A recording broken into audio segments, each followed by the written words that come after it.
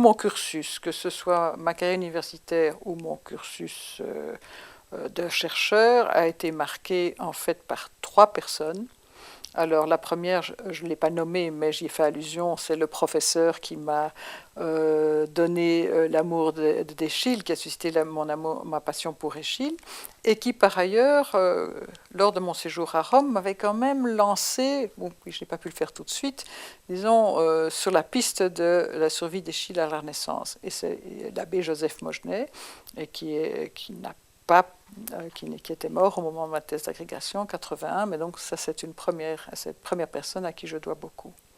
Alors la seconde, c'est Claire Préau. Alors Claire Préau, je l'ai rencontrée à l'occasion de l'octroi d'un prix féministe, c'était la bourse Claire Préau donnée par la Fédération belge des femmes universitaires de Belgique. Et quand je l'ai rencontrée au moment de la remise de ce prix, elle m'a dit « Est-ce que vous voulez que je vous pose une question à l'Académie, d'un concours annuel ?»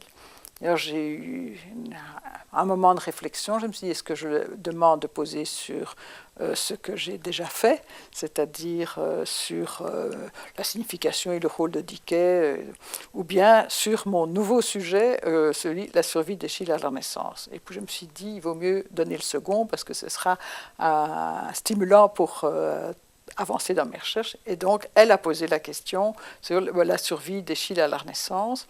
Et puis, à partir de là, bon, cela a été une question, le mémoire a été accepté. J'ai négocié avec l'Académie le fait de pouvoir le compléter par d'autres chapitres que je n'avais pas eu le temps d'écrire pour le mémoire. Et donc, ça a été ma thèse d'agrégation qui, après ça, a été publiée à l'Académie. Donc, je lui dois énormément puisque ça a été ma première grosse publication et ça a été aussi ce virage, disons, aidé par elle dans ma carrière. Et alors, la troisième personne que j'ai rencontrée plus ou moins à la même époque que Claire Préau, c'est un professeur de la KU Leuven, qui est également décédé depuis, qui est Joseph Eijzoen. Alors Joseph Eijzoen m'avait été recommandé par l'abbé Mogenet qui le connaissait en disant « Tu ne peux pas être aidé dans le domaine de l'humanisme, il n'y a personne ici à Louvain qui est réellement très compétent. Il faut aller trouver le professeur Eijzoen qui, lui, est dans le domaine et est aussi une locomotive. » Et grâce à lui, bon, d'abord, il m'a donné beaucoup de bons conseils pour mener à terme et à bien ce livre sur la survie d'Eschyle à la Renaissance, mais il m'a aussi introduit dans une association qui est extraordinaire dans mon domaine, qui est International Association for Neo-Latin Studies, qui est extrêmement dynamique. Alors elle, qui est vraiment internationale et intercontinentale, et alors aussi m'a permis de nouer des relations scientifiques et amicales avec Leuven, ce qui fait qu'au pire moment des conflits linguistiques entre les deux universités, sur le plan personnel,